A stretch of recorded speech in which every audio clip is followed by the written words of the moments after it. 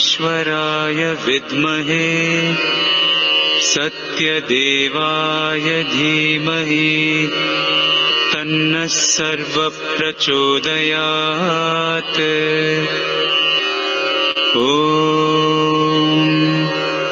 साईश्वराय विद्महे सत्यदेवाय धीमहि तन्नः सर्वप्रचोदयात्।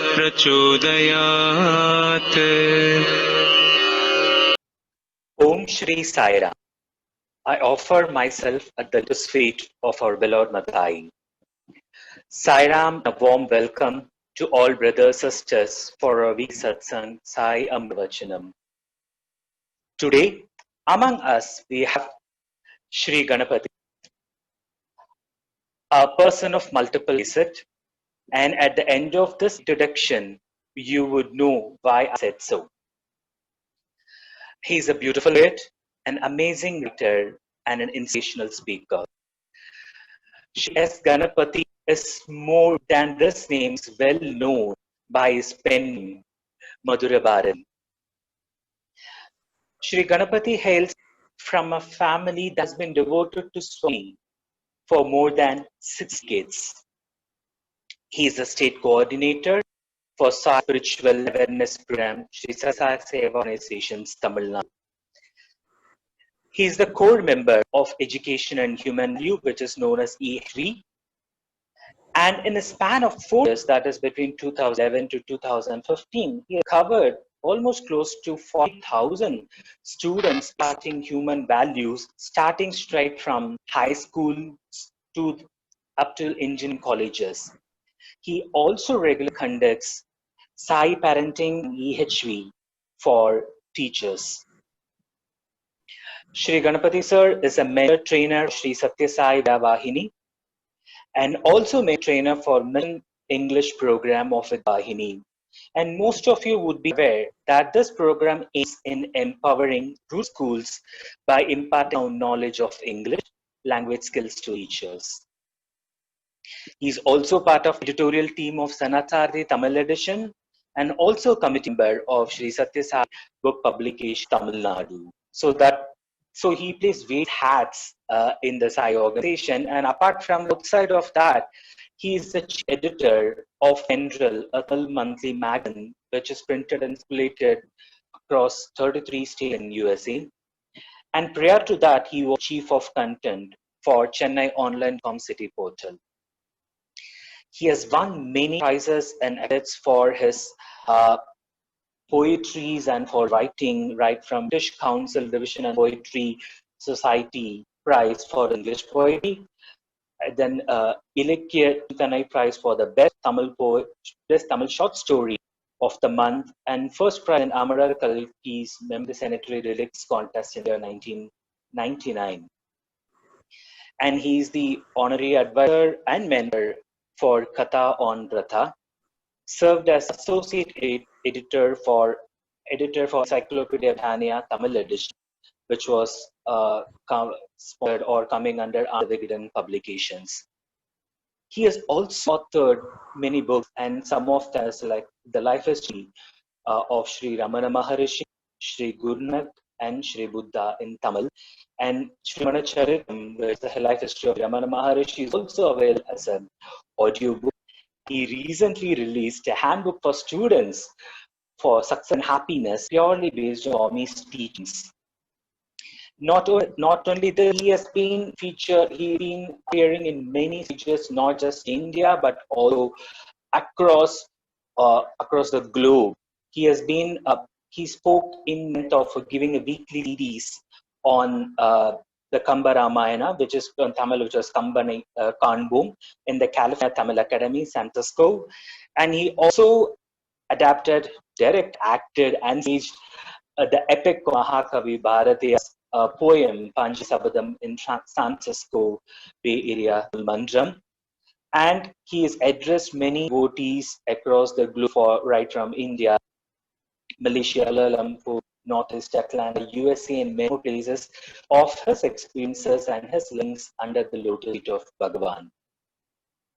And he also facilitated an annual regional retreat for youth for Region 3 USA, Georgia. So he brings with him a lot of experience, exposure that he has gained under the lotus feet of Bhagavan Sathya Sai Baba, and he's going to share his experience and the teachings that he has gained from our Swami. So without any further ado, I now request Ganapathi Sairam, also known as Madhu Bharati sir, to share his pearls of wisdom with us. Welcome, sir.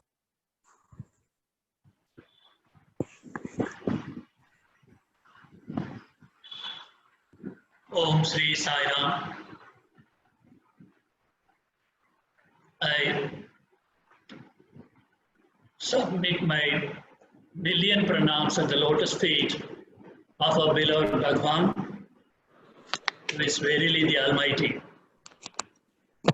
It is His grace that whatever distinctions, if any, I could achieve in my life, or knowledge I gained, or if any little service I could do at His direction, it is all His immense grace. But for that, I'd be a zero. As Swami always says, you are a zero, I make you a hero.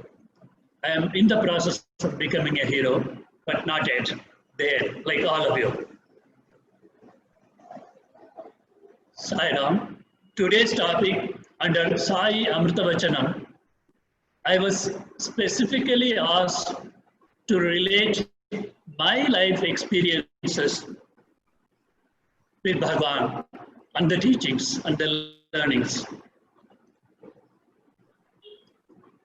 So usually talking in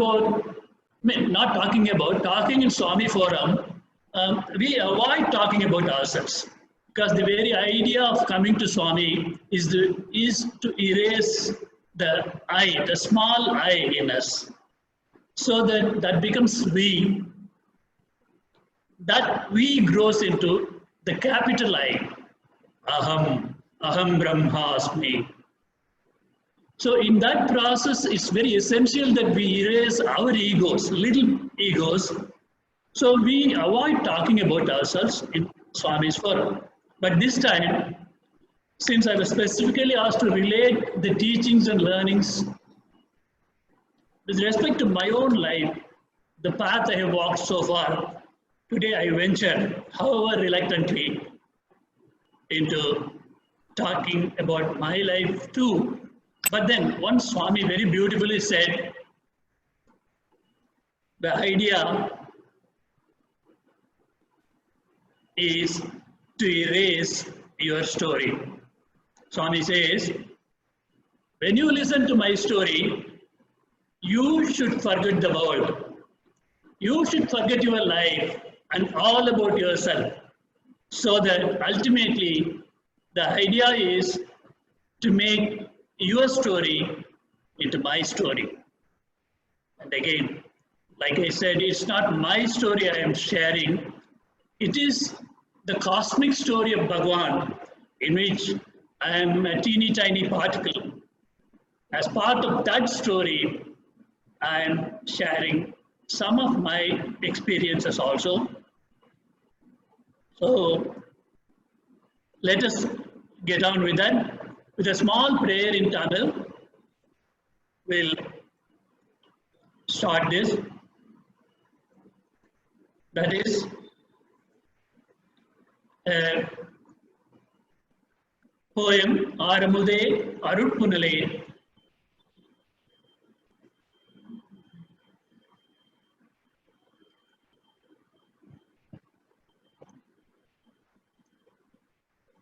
Aramude Arutpunale, Anvar Taalum Pe Aழகு பெட்டகமே பேணிக் காக்கும் கார்முகிலே கண்முனியே கங்கை போல பார் கருணை மாதவனே சாயி தேவே என்று I have written about Swami in his Aradhana Panchakam, which was written on the Aradhana day, with the small prayer submitted at the lotus feet of our beloved Bhagwan.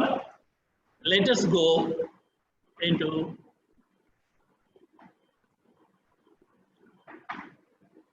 what Swami says about his story and our story. Swami says, as you can read from the screen, when you listen to my story, you forget the story of the world and live only in my story until there is no separate story for you to relate or live. Well, to make you storyless is the scheme of my story. That's what Swami says. He's making all of us storyless. We'll not have a story of our own as individuals, but instead we will all be becoming the cosmic story of Bhagwan Sri Sathya Sai Baba. So, with that idea only, today I'll be talking about my story as his story. Now, it was the year 1962. We were in Erode. My parents were in Erode. Obviously, it's not a thing to guess. I was a small boy those days. So, we used to go to one Mr. Krishnamurti Iyer's house in Railway Colony of Erode, where bhajans used to be conducted. The bhajan was a very interesting thing for me because, obviously, unlike any other bhajan, Sai bhajans are short, sweet, and the tempo is great, and you always look for the next song. That kind of one after the other, it goes on. But those days, even 2 hours bhajan used to be conducted. Not necessarily 1 hour like these days or 40 minutes like these days. 2 hours it used to be. Later on, Swami made it 1.5 hours, and later on 1 hour like today. So, and also another interesting thing for a boy like me was, there used to be prasadam, like sundal, they used to give, which enormously interested me. Obviously, Swami stopped that because too many kids, even grown-up kids, used to come there for prasadam instead of for bhajan. So, Swami stopped that. Swami wanted nothing but the Lord's name to be the prasadam there. So, with that idea, I attended, but bhajan itself was interesting. And now a word about Shri Krishnamurti Sairam. You must be definitely hearing about him. There is no go without, because one of the earliest devotees, and he was very, very close to Swami. Even now, 2 of his sons are in Puttaparthi serving Swami in various institutions, I believe. They must be now grown up, like I have grown up so many years, but they are there. So, Sri Balapattabi in his book recounts about Sri Krishnamurti Iyer. Sri Krishnamurti Iyer was a god in the railways. He was living in the railway colony. My father was a railway employee, so we were also in the railway colony. That is how we started going to bhajans. Now, Sri Balapattabi recounts, once there was a bus load of devotees who had gone to Puttaparthi, in which Sri Balapattabi Garu as well as Sri Krishnamurti Iyer and his family were there. They were there in Puttaparthi. So, Swami gave darshan, and those days it was the habit of devotees to seek Swami's permission before leaving Puttaparthi. So, one day, this busload of people, they asked Swami leave to go back home. They were from Mudumalai, Pollachi, Roda, and all those places. So Swami said, wait. If Swami says wait, he means wait. Implicit obedience is what Swami expects. So what happened? All the people said, we have work at home. It's not like work from home today. That was having work at their homes. So they left, except Sri Balapattabi and Sri Krishnamurti Iyer family. And after 2 hours of bus leaving Puttaparthi, the news came that the bus fell into some gorge and everybody in the bus passed away. Very sad news. Only those who listened to Swami's words survived. It is that kind of person who Krishnamurti is. It is in his house we attended Swami Bhajan for the first time. Then we started attending. Then about 1962, the same year, all of us went to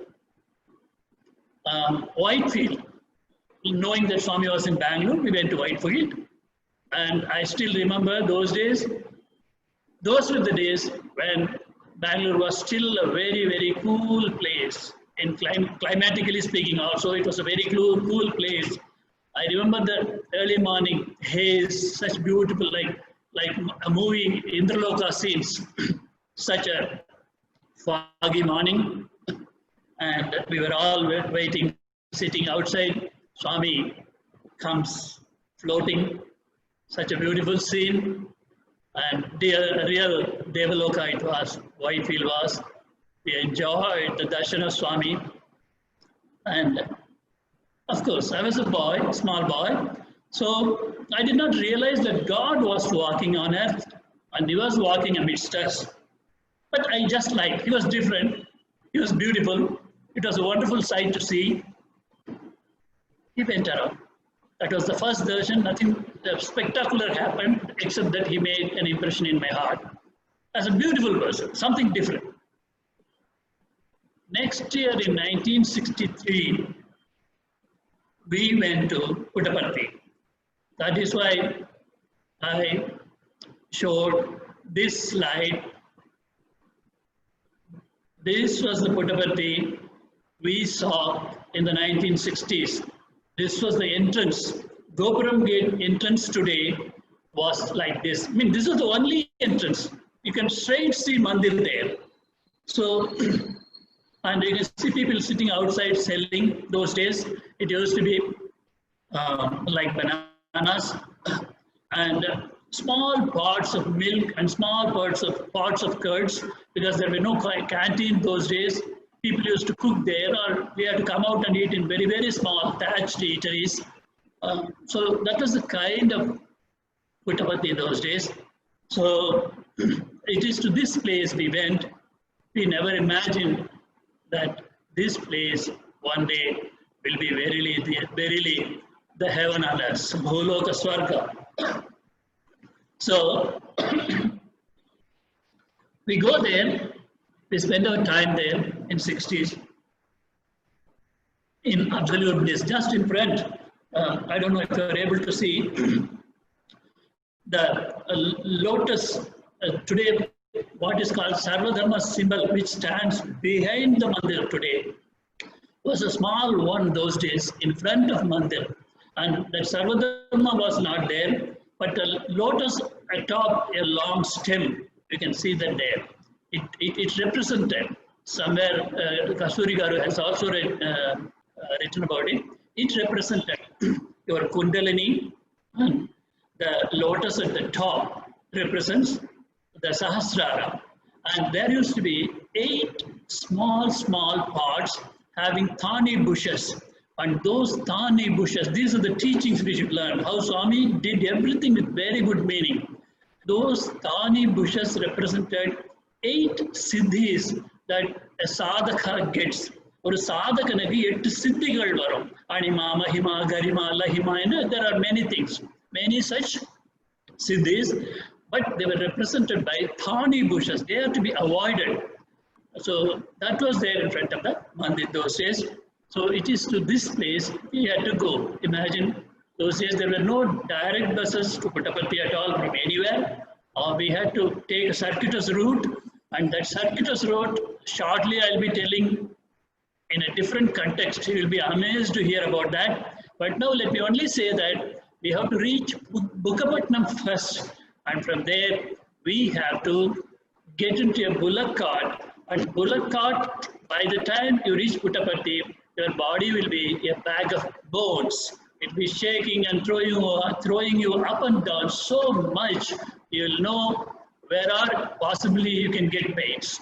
And not only that, the bullock cart owner, or the one who, bullock cart driver, he will tell you, oh, you want to go to Puttaparthi, you want to go and see that fraud. He himself will be the first person to discourage, right at the point where you board to reach Puttaparthi.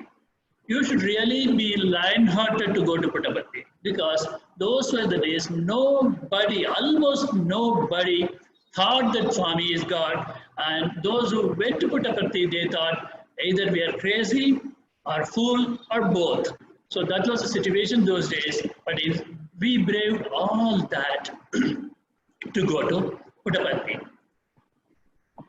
Now, before we go to the next slide, let me tell you something. We were in E-Road first, like I stated, and from there we used to go to Puttaparthi every day, and then we shifted to a place called Tirunelveli. That was in 64, 65, those times. And by the time my father had become such a staunch devotee, he started the Bhajan Mandali. The moment Swami announced that wherever you are, start a Sai center, call it by any name, it was not regulated those days. You start performing bhajans in your own places.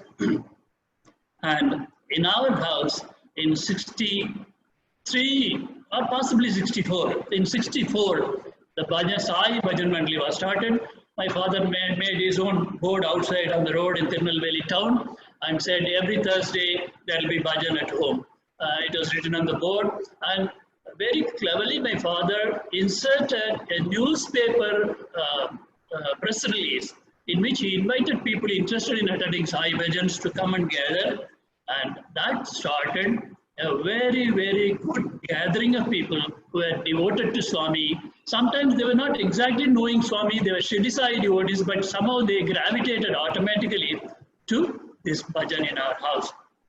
Very, very, very, very good, wonderful devotees joined. I recollect Shri Veladas, who was, imagine that, he started as a messenger, not even a peon. He started as a messenger in Indian Overseas Bank, and he rose slowly by education, by sheer hard work and very good dedication to Swami. He became a cashier and a branch manager. He came and joined. Then Sri Hariharan, whose son also was in Puttaparthi later on, and Sri Hariharan was the first district president of the Tirunelveli district. He came and joined us for this bhajans, and bhajans were wonderful. And imagine, I was the first bhajan singer there in those days. I was a small boy, of course, studying in 6th standard, but fortunately Swami had, I don't retain that kind of voice today, but those days I used to sing really well. If I sang, no mic was required. The entire street, I used to sing like that, sheer practice. That was the way those days. So we'll go to Puttaparthi, Sri Raja Reddy Garu, Vijayamma, or Gadiaji, everybody will sing. We'll go with a small notebook. Even as they sang, we used to note down the bhajans. We used to then go out and practice. And then Namapotakda Ragam. And see, you listen only once and you come back and sing. That means, obviously, there will be some mutations, whether it is raga or words or whatever. Words will be almost correct because we note it down immediately. But raga konjam melage erathada irukum Swami porthuparu. Ana naanga bhajana paduvom, but konjama nariya per appadi paadravanga vandutaanga. So Tirunelveli modalla Tirunelveli town. Then from there we moved on to a place called Meenakshipuram. This is the point at which I am going to narrate something very, very interesting. I want to narrate something very, very interesting. Not only interesting, it is something which I have never spoken outside to anybody. It is something very, very personal that happened to me. Only my parents know, and they also don't know all the details because they never asked, I never told. That was the thing, but it happened. I was in my 6th standard, and bhajans were going on in our house, and we used to almost every year go to Puttaparthi. Probably I may not complete the story today itself. I will have to continue next week. But anyway, let me start that because that's a very important thing. So every year, my father was in railways. I said he used to get a free railway pass. So Our family, if it is a vacation, that means it's Puttaparthi. We used to go to Puttaparthi. So every year we used to go. I loved that place so much. I loved Swami so much. One day, when I was in my 6th standard, don't laugh. When I was in my 6th standard, I decided I wanted to go and stay with Swami in Puttaparthi. I did not want to be at home. I didn't tell my parents. I took some money, some 100 rupees. Those days in 1964 or 65, 100 rupees is a huge sum, phenomenal sum. So maybe you could have bought 2 sovereigns of gold to those days. So that money I took and I started for Puttaparthi and the journey started. Now I want to quote Swami here. Swami says, okay, I'll come to that later. I started from home. It was, like I said, it was Tirunelveli. From Tirunelveli, I went to Trichy by bus. From Trichy, I went to Bangalore. Like I said, it was a circuitous route those days. I had seen the timetable and all that. The railwayman's son, so I knew how to go about it. But though no railway reservations are not those days, it was not much required also. Trains ran free. So free means not without ticket, I mean not uncrowded. So I went to Trichy, from there to Bangalore. Now starts Swami's play. I reached Bangalore in the morning at 8 o'clock. To go to Puttaparthi, first I have to go to a place called Mudigubba. I can reach Mudigubba only from Yashwantpur. So the connecting train was at 2 o'clock in the afternoon. I was there at 8 o'clock in Bangalore Junction. So I get down from the train. I slowly walk in the platform, not knowing what to do till 2 o'clock, and anyway I had to go to Yashwantpur. So I thought I'll have breakfast.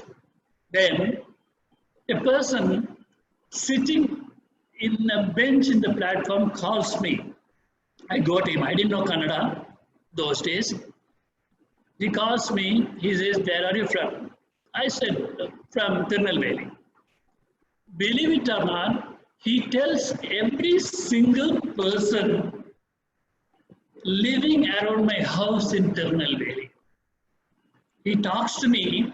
He tells, "On your right, is it not that person? On your left, is it not that house? Is not your house owner so-and-so?" Every single thing about my house, that person sitting in the platform knows. I was amazed. Obviously, I trusted him also. So he said, "Okay, your train is at 2 o'clock in the afternoon. Come with me. Let's go have breakfast. Then you proceed to Yashwantpur." I said yes. I went with him. Both of us had breakfast at my cost. I paid the bill. Then we come out. He says, "Where is your money?"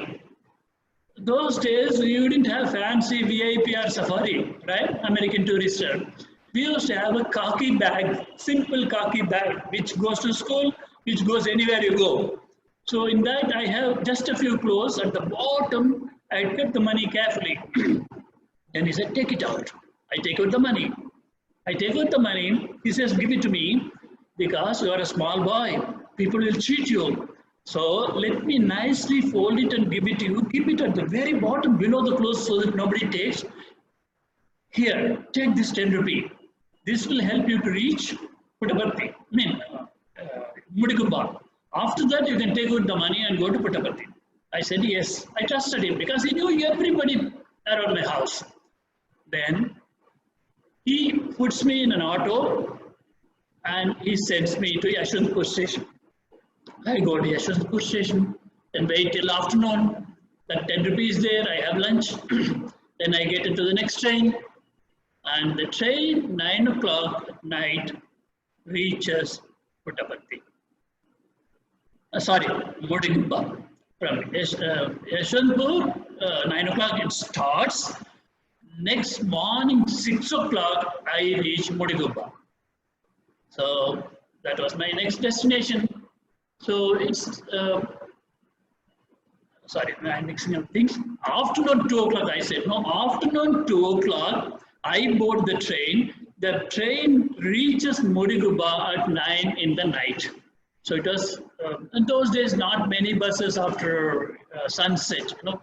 Only next morning only there was a bus to Bukkapatnam from there. So I reach Mudiguba and I go to bus stand, which was not far away from the railway station. The bus stand, there was a cement bench like thing. I kept my khaki bag for my head and lie down and slept. It was very nice morning, 5:30. I wake up very fresh, well, relaxed. Those days, not much trouble of police and those things. So I feel a bit dirty. There was a hand pump nearby. I go wash my face, hand and all that. Then, now my 10 rupees gone, all spent. That Yeshwanthpur to Mudiguba ticket and then lunch, dinner, everything. So now is the time for me to take out the money. I put my hand deep inside my bag, pick out the bag, pick out the envelope in which he had kept the money. The envelope was intact, beautifully folded as he gave me. Open the envelope and see inside. Believe me, what was inside? There was a paper clipping from Kumudam magazine, a joke. The whole thing had become a joke. No money inside the cover. I was robbed clean. I had no money. I was in a God-forsaken, I did not use the word when Swami is with me, but I didn't know that time. I was in a no man's land. I knew nobody. I didn't know the language. I didn't have anybody to go to. It was 6 o'clock. But whether that day or today, I never give up. I always had some faith in myself. Then I asked someone, how far is Bukkapatnam? He says, 25 kilometers. No, sorry, 25 miles those days, not kilometers. 25 miles. Right. I drink some water from the hand pump. It's not like these days. Every water was safe. You were not afraid of water anywhere. You used to drink anywhere. So I drink some water. I didn't have money even to drink a cup of tea there. But I said, Jai Hanuman, really. I said, Jai Hanuman, reach me to Puttaparthi. Even today, when I go to a function, put up a Swami related function, or I have to do something impossible, or I get caught in thick traffic, I always start well in advance, but still you don't know, not like Corona days.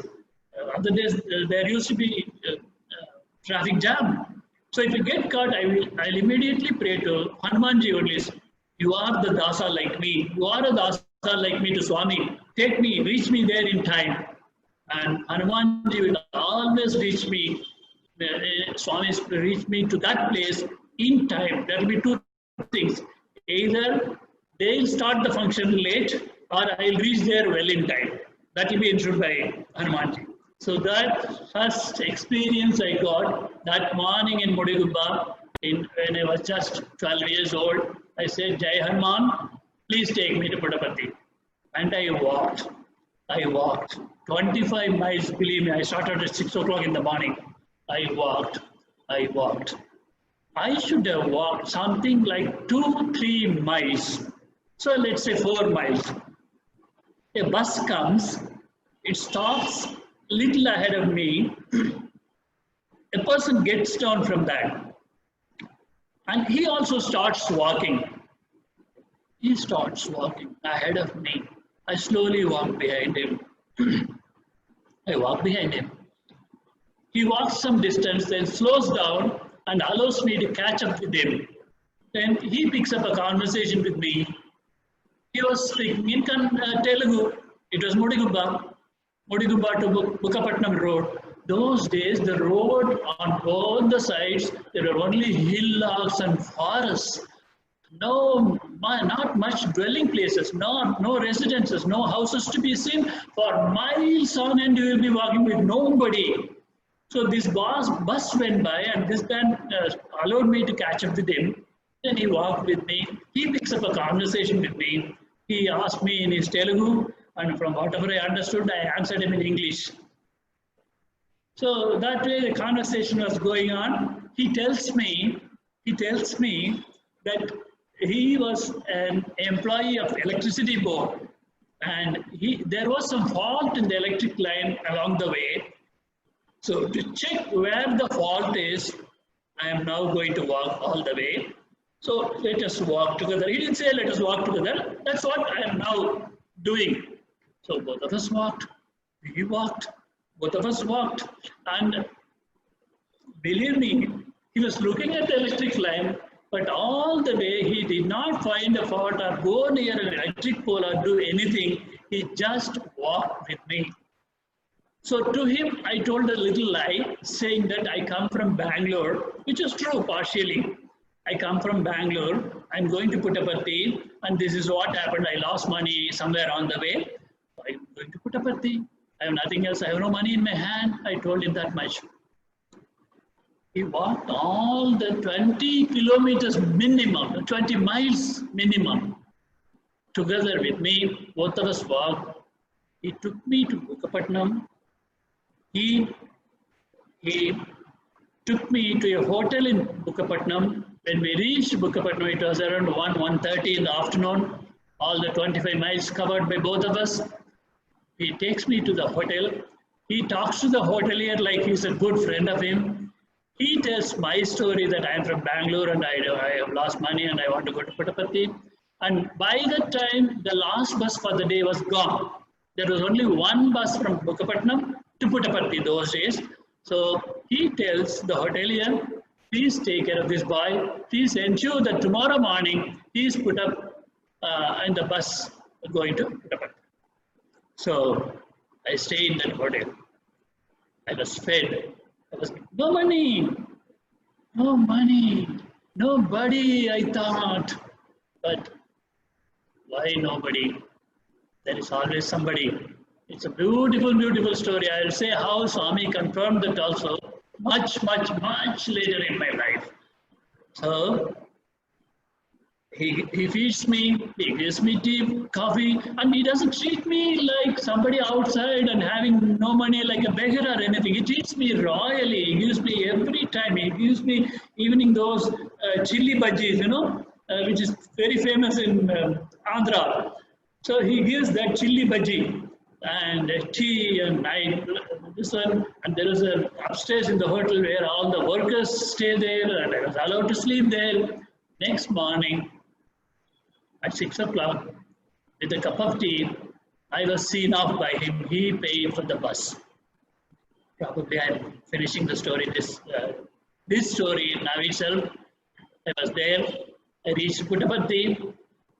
And when I was in Puttaparthi that day, Swami was not in Puttaparthi. Probably he had gone to Bangalore. I didn't know. I was a small boy, too small to inquire about any such thing. And I was afraid of asking anybody also. I was there all alone. And if I go and ask someone, they will ask me who you are, and all the story will come out, and they'll think of me as a runaway boy. So the boy's day out will be known to everybody. So those days where now the next shed is there on the Kulwant Hall. I forget, Purnachandra. In the Purnachandra Hall used to be just an asbestos shed. There used to be sand spread on the floor. That's all. That was the flooring. There was no other flooring. And we all used to carry was a bedspread like thing, which I had. I took it, you spread and you reserved your bed there. And keep the khaki bag for your head with cloth and sleep there. And you are safe there. No thief, nothing. These days, you are not sure of having your chapel back, getting your footwear back. But those days, everything was open, and there was very, very safe place to stay there. So, morning I reached. There was no Swami darshan because Swami was not there in Pathi at all. I spent the day there. Some money was given by the hotelier, I believe. Little bit of money, not much. So I have my lunch, and it was night. night I lie down. But those days, about 7 o'clock, 8 o'clock, it will be very dark. Not much of lights, and people used to go to bed because they want to get up. You know, ladies used to get up very early in the morning, go to Chitravati and do their ablutions and take bath. Then after 6, men folk used to go to Chitravati for having their bath and other things. So people used to go to bed very, very early those days. And those were days of no TV, nothing, but the radio was there. So I went to bed. Shall we stop here and the rest of it shall we carry on next week? I don't know, somebody should tell me that because it's stipulated time 6:45 now. Should I complete some part of it and go to the next part? How is it? Is anybody telling me now? Hello, Sairam. Should I continue or? Yes, sir, continue for some time. Yes, please. How long can it take? Some more time? Yes, maybe another 15 minutes. Okay, sure. Okay, so to continue from where I left, I am now in Puttaparthi. Night fell and I was in my makeshift bed. There used to be one watchman by name Kumar. His story is very interesting. It appears from what I heard those days, there were 2 thieves because it was an Naxal infested area. If you know, you go into the background of Puttaparthi, it was an Naxal infested area full of violence and theft and all those things outside Prashantilayam. So one day this thief, with a comrade of him, he got into Prashantilayam to steal the whatever little belongings of those days, a small number of devotees there. Maybe 20, 30 people, 50 people at the most. So he comes, it seems, and Swami exactly knew. So he sent people to catch hold of these 2 thieves, and one of them escaped. He was allowed to escape from this with some thrashing. And imagine what he did with the other person. This is what I heard here, what I heard those days. The other person is this Kumar, the person who came to steal things in Prashantinilayam. He was appointed as the watchman there. So this watchman in khaki, a typical Gurkha-like dress he was wearing, and with a very authoritative this one lathi on his hands, he comes, he knocks at me. I was covering my face because obviously I didn't want people to see me, and I recognize that I am a small boy and I am alone. But he is very, very, very careful guard of Prashantilayam, and he knows everything. He knows how to check for things. Slowly lifted the cloth from my face, and I was not very asleep, and he had a torch. He flashed the torch on my face. I just woke up, opened my eyes. He asked me in Telugu, who are you, where are you, who is with you? I said, I'm alone. Where are you coming from? I said, my usual story, Bangalore, I'm coming from. And do you know anybody here? Fortunately, since every year we used to go there, I knew one Mr. Subramaniam and his wife who had no children. Mr. Subramaniam was a homeopathy doctor, but they first went for Swami's darshan, requesting to be blessed with a child. But however, it appears that they didn't have that blessing in their lives, that fortune in their lives. Swami said, you stay here. I mean, what is a bigger blessing? Having a child or being with Swami? Those days, no, not so many dwelling units there. So whatever houses given to allotted to Kathurikar and other people, devotees there, they used to have small front yard, thinnai nu solluvaga, and the thinnai onnu irukum. In that front place, porch, I don't know, I'm not able to exactly tell the English equivalent for that. And thinnai land, they will cover with the pai, padada, they'll cover with mat and all that, reed mat. With that they'll cover. And these 2 people were staying in one such thinnai, husband and wife, Mr. and Mrs. Subramaniam. So since my father was a great homeopathy enthusiast, so he had made friends with this Subramaniam. My father was also a Subramaniam, M.G. Subramaniam. Interestingly, my father was born in 1926. same year as Bhagwan. Only thing is, it was in January 1st he was born. So this Mr. Subramaniam, the homeopath, I knew him. So I told Kumar, the god, that I know Mr. Subramaniam. Then he took me along, woke up Mr. Subramaniam and asked him, do you know this boy? He obviously knew. He said, hey, how come you are here? I told him the whole story. I cannot bluff to him. He said, yes. Then he told Kumar, let him stay, I'll take care of him. So Kumar left me. I slept that night. Next morning, a telegram was sent to my house. He took my address. And meanwhile, my parents were turning the earth upside down. They didn't know where the boy went. And they couldn't guess that I would have gone to Puttaparthi at all. So, and in fact, I had no reason to go to, run away from home or anything. I just wanted to be with Swami and I loved Puttaparthi. That's all about it. I was there. So, a telegram was sent and say in a few more days' time, my mother came there because my father could not take leave from his work. Railway, he won't get easily leave those days. So, my mother came and took me back. So, Swami says, don't walk before me. I may not follow you. Swami says, no. Don't walk ahead of me. I may not follow you. Don't follow me. You may lose the way. Don't follow me. You may lose the way. Walk with me and be my friend. Swami. Swami in his, the ocean of kindness, grace and whatever you call, that Swami is. He walked with me 25 miles. I'll tell you how I got the confirmation. My Telugu is poor even today, but still I'll tell the story. So I had totally, it was simple. For the world, it was a simple story of boy running away from home. That was how the story ended happily there because I was back home. Relatives and friends came and asked, why did you run? I had no valid reason to tell why I went to Puttaparthi and all that, except that I wanted to be with Swami. The story ended there. And almost, I was hardly 12, 13-year-old boy. I had nearly forgotten the whole story. In the year 2018, I was in 2018, barely 2 years back, I'm telling. I was in my son's house in Atlanta, USA.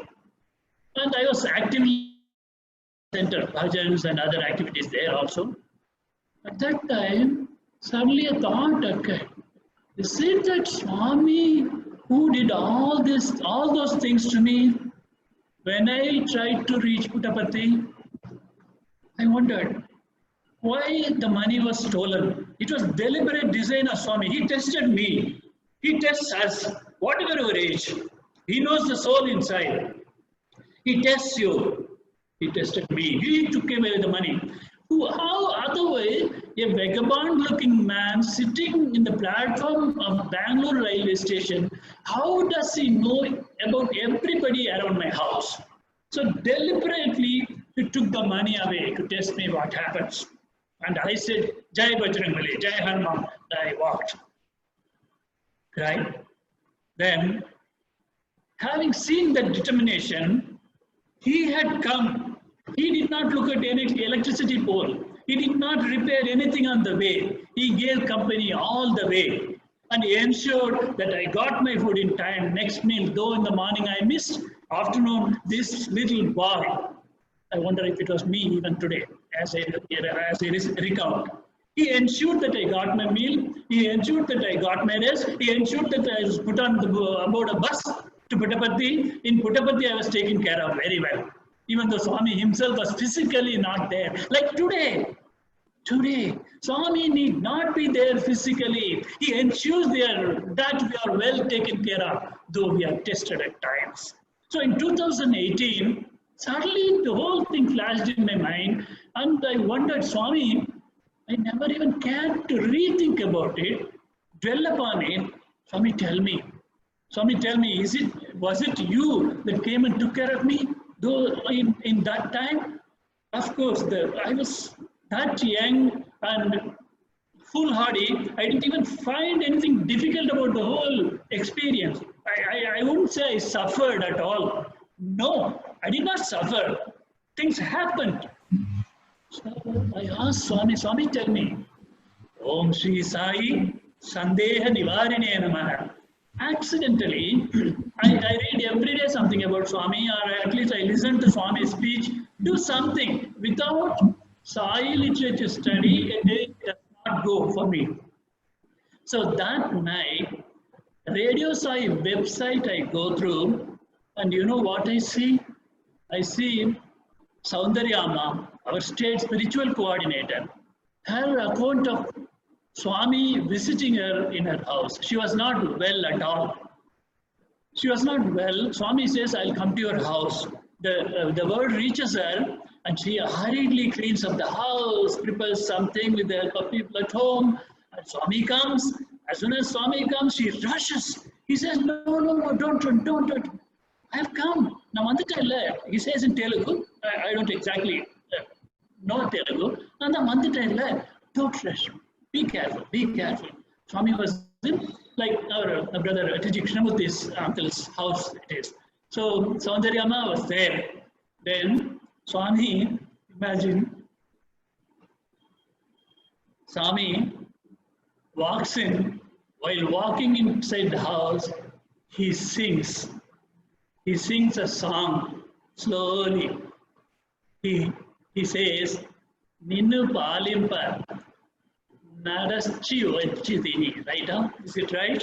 It is a little bit twist on Tyagaraja Swami's Kriti.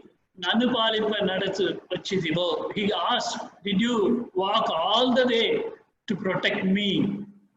So Swami gives a little twist to that, and he says, to save you. He tells Soundaryama, to protect you, I have come walking. While walking, he sings this, and he tells, it was as if he was telling me, to protect you, I walked all the way. Isn't it a wonderful reply from Swami? So, with that episode, my dear brothers and sisters, this is something I have never shared on any Sai stage or elsewhere. Maybe a very few family members or somebody might have known, but not in such great detail. But I have great pleasure in sharing this wonderful experience, irrespective of your age, your attainments, your status. Swami is there, walking with you. Don't go ahead. Don't try to follow him. Hold these hands and walk with him like a friend. That's what it says, what Swami says. And he walked with me. Jai Sairam. If you have any questions, please feel free to ask. Thank you, Ganapathi. Definitely was, for me, I was getting emotional over here, hearing the story and the conviction that you had at the age of 6 to do all those things, taking that courage to go to Puttaparthi, and how Swami guided you at each and every point to ensure safety in your spiritual growth. Thank you, Uncle. And I'm sure it is like we would definitely need future sessions with you. You have an ocean of experiences shared, so we definitely request you to us in the future session. We would reach out to you so that we can take more nectar from your experience. So, Uncle, can just jump into a quick question. Like, Uncle, from introduction, I know you've been in the print media for years. Right now, you're the chief editor with Tendril. Being in print media is sometimes very challenging to go through the pressures that might come in from all the aspects outside our age. So how do you see Swami's hand helping you? Can you just share anything that comes on top of you? How do you see Swami's unseen hand helping you? A little breakage is there. How do I see Swami's what? Unseen hand protecting you. In life, generally, or in particularly anything? And generally, or in your work, specifically because you're media, it will be under tremendous pressure. Actually, there are two things. One is once we surrender, we are totally in His hands. So unseen hand is there, but we see that all the time. That is general experience. But as a media person, Swami, he was totally averse to media person. He didn't care for media at all because always media had been obsessed with sensationalism. They didn't want good things to get out. There is a saying: if a dog bites man, it's not news. If a man bites a dog, it's news. Like that, we want news, not the good things to get out. But fortunately, very fortunately, the Tendal magazine, which I edit today, it is Swami's magazine. It carries only the finest of literature, finest of things in life, finest of people you can see around, and it can be read by everybody. So it is run like Sanatan Sarthi, how it is, except that we carry also creative work like short story, poems, but nothing that corrupts will appear in Tendal, in which I am the chief editor. That is the condition with which I joined that, and the publisher agreed. And when I joined, that is where I see Swami's unseen hand. When I joined, the publisher was not a Sai devotee. But in the course of, say, about 17, 18 years, I had been with them. Today, he is a very staunch Sai devotee. He swears by Swami on everything. Maybe in some future session, if I have the opportunity to speak to you again, I will tell how he became a Sai devotee. So Swami's unseen hand is everything, whether we see that or we don't see. That's my experience. And you know about R.K. Karanja, I might have told while speaking there in your venue itself. Again, another media person who was a Marxist, who was against anything religious or spiritual. You know that. So, Swami, there is no way Swami can be stopped from entering anybody's heart. If he chooses. Beautiful, Uncle. Beautiful. Thank you very much for it. Thank you, Uncle. So I'm looking for any further questions that's coming from people. They can unmute and ask, or they can type on the chat box. Since I was intent on chat box, talking, I didn't see the chat box if any questions were there. So you can read out if there are questions in chat box, please. Mr. Ajay. Yes, Uncle. Uncle, you have been almost close to 58 years that you have been with Swami. What was your experience when you saw Swami the first time? Maybe too late memory, but do you recollect anything? That what was that going in your mind when you saw Swami the first time? Yes, like I said, it was something that I had never experienced. It was ethereal, There's a beautiful word, ethereal. Something totally heavenly, and it was floating in that foggy morning. It was very, very, very beautiful looking, and it was not amanusya, they say, it's not human at all. I could see that he was human, but let me also very clearly say that at that age, I didn't know that God was there. It was something beyond human, but I didn't know it was God. But I was charmed. He had a way that gravitated you towards him. So that was he made a very deep and lasting impression in me. But the realization that he was God, he is God, came much later after growing up and learning many of his teachings and all those things. It takes time. Thanks, Uncle. And we saw that you've been serving in organization and various capacities, and specifically EHV and Vidyavahini, definitely, which is close to all our hearts. Would you like to touch upon that? It's like, why use that and what has been your journey on that so far? EHV, actually, it came about like this. Shri Jairaj, who is now the medical post-heart surgery that coordinator, he is now state level coordinator, Shri Jairaj, brother Jairaj. So he suddenly one day asked me, Sairam, he watched me talk and all that, and I could speak. I mean, don't think I'm boasting. That was his observation. I guess you can easily touch young people also. Will you come and talk to young people on EHV? That's how it started. It started as a small experiment, but then it caught on very well. We went all over Tamil Nadu. So the simple things we started, like if you care to see my book publication, like Success and Happiness, I want those of the days when if 12th results come, lot of boys and girls committed suicide. For no reason, 12 people committed suicide.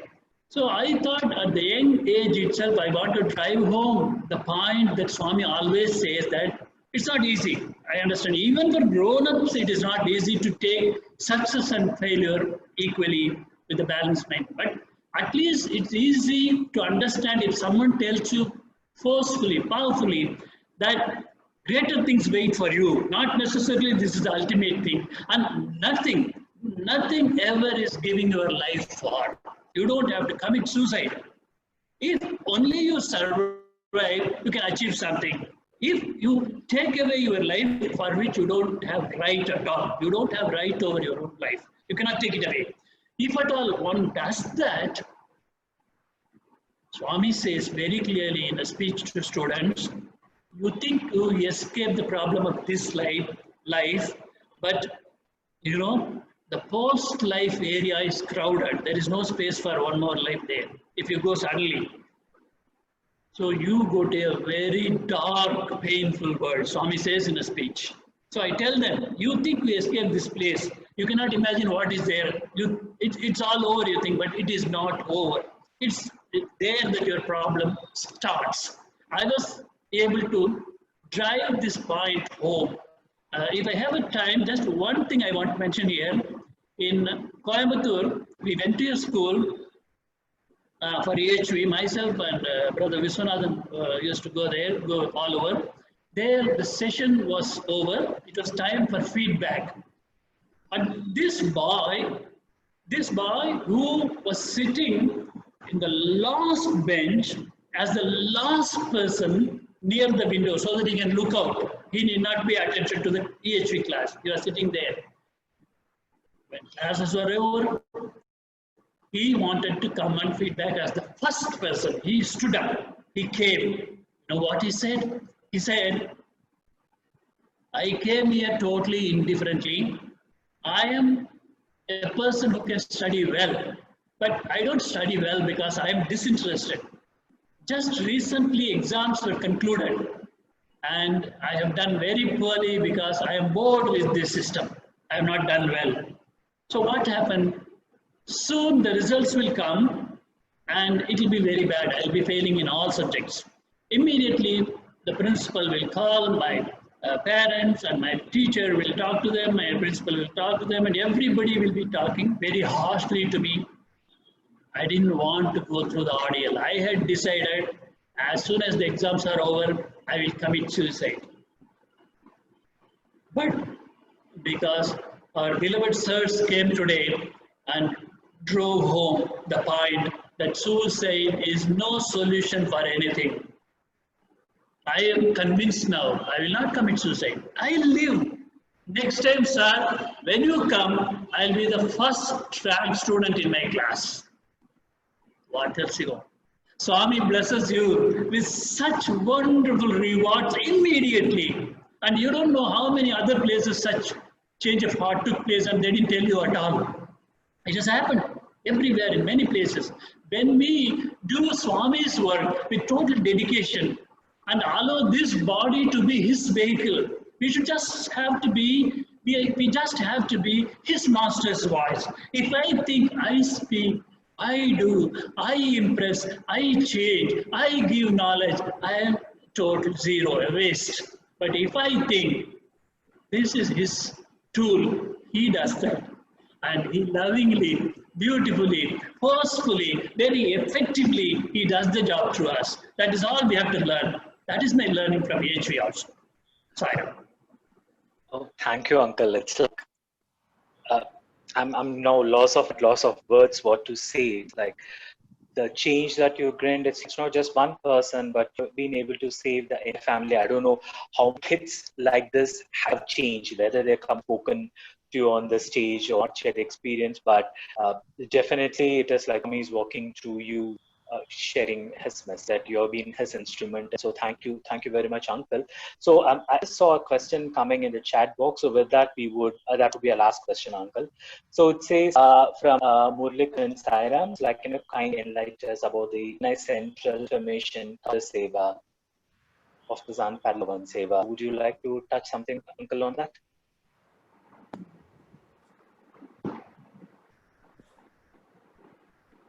No, is the question about Chennai Central Information Center or Information counter?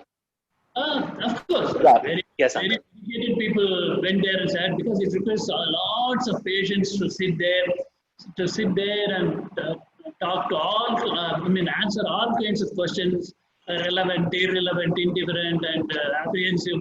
You just people come and ask for curiosity why this counter is there, but it is only the Sai devotee as such have that kind of patience to handle anybody and everybody. Anybody else will flare up, will show the irritation in the voice. But our people surely divine. So definitely it was a wonderful service. And if a person sits for 3 hours in such a crowded place, you will go mad. But they didn't go mad. That is Swami's word. That is dedication. So definitely it is wonderful service that we have been doing. Unbelievable. Maybe in future things I can say so many experience. Not that I did. I'm not talking about what I did. I'm talking about the things I have seen in here, in Malaysia and elsewhere, where people have done such unimaginable things, including in India, in Trichy, for example. So many wonderful things. Maybe Swami will bless me with more opportunities. Let us see. Thank you, Uncle. Thank you for that. And before I hand over this to our district president, Brother Sundar Raman, I would just say thank you for such an enlightening, elevating, our souls for the love of Swami, and it's been inspiring very much. So thank you once again on behalf of entire East Coast district. So thank you, Uncle. And I would now ask Brother Sundar Raman, our district president, to the vote of thanks. Yeah, thank you, Brother Ajay. I take this opportunity to thank Ganapathi uncle for having agreed to come to this satsang program, and he is very generous and magnanimous that he immediately said, any date you tell, I will immediately come.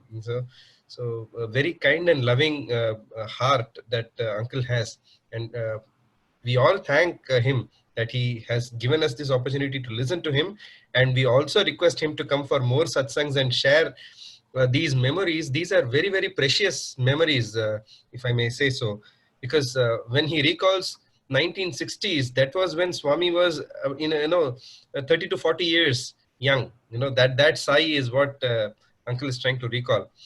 And when he recalls Whitefield, when Swami walked, he was gliding.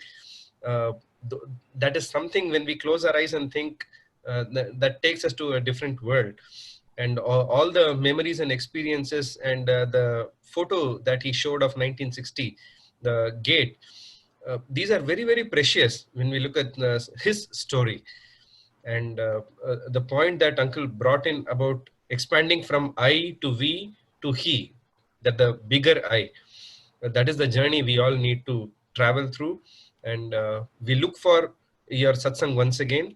On behalf of all the Sai family members, I thank all for making this satsang a wonderful success.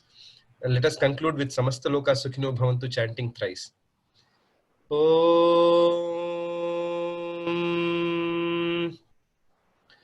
Samasta Loka Sukhino Bhavantu. Samasta Loka Sukhino bhavantu